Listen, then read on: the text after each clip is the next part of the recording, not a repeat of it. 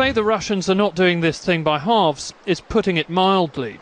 The epic camera sweeps, the majestic setting, even glorious St. Petersburg weather, designed to portray this as the fit setting and Vladimir Putin as the architect of grand events.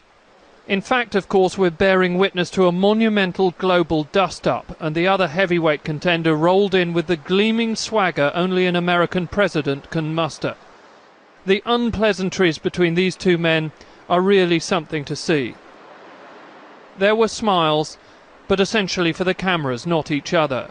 And the issue over which this battle of wills rages is Syria.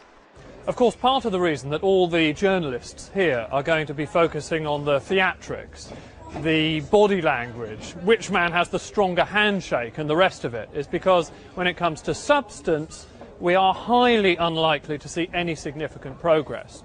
On the American side, the only thing that would forestall Barack Obama's determination to launch some sort of punitive strike would be a vote in Congress, not arguments round the table in St. Petersburg. And on the Russian side, equally opposed and intransigent.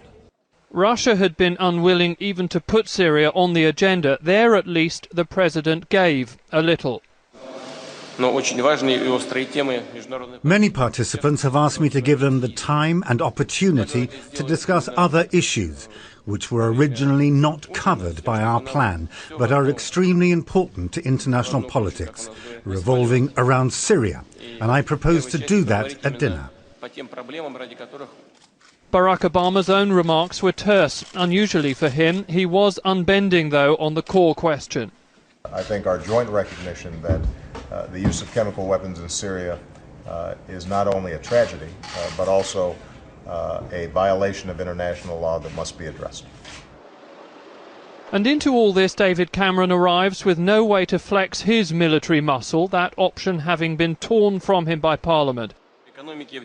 It's time for a brave face from the British Prime Minister, unable as he is to shape the debate as he might have, had the vote gone differently.